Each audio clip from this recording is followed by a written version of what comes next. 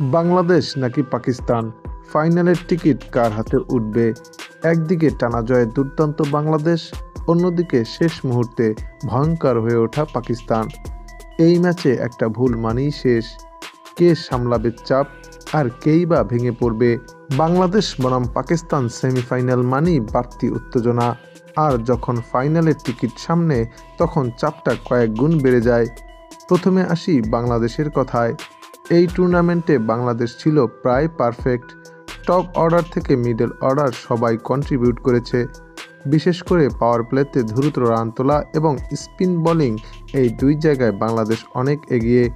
তবে দুর্বলতাও আছে। মাঝে মধ্যে মিডল অর্ডারে ধস পড়ে, 2 থেকে 3টি উইকেট দ্রুত পড়ে গেলে রান থেমে যায়, আর এখানেই সুযোগ পাবে প্রতিপক্ষ। তবে এবার একটু পাকিস্তানের দিকে তাকানো যাক।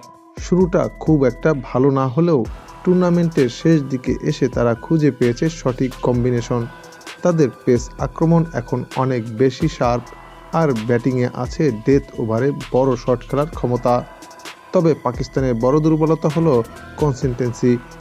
এক ম্যাচে দারুণ খেললেও পরের ম্যাচে পুরো ব্যর্থ হওয়ার ইতিহাস আছে। বাংলাদেশ এবং পাকিস্তান সেমিফাইনাল খেলাটির সবচেয়ে গুরুত্বপূর্ণ বিষয় হবে পিচ কন্ডিশন। এই উইকেটে সাধারণত স্লো এবং লো স্পিনাররা এখানে বড় ভূমিকা রাখবে।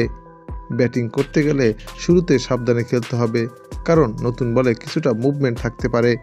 তবে বাংলাদেশ এবং পাকিস্তানের মধ্যকার এই খেলায় বাংলাদেশ চাইবে স্পিন দিয়ে ম্যাচ কন্ট্রোল করতে এবং ধীরে ধীরে চাপ তৈরি করতে।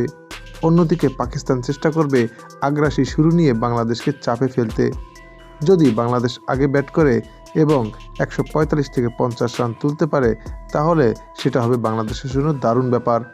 অপরপক্ষে পাকিস্তান আগে ব্যাট করে 135 থেকে 45 রান করার সম্ভাবনা রয়েছে।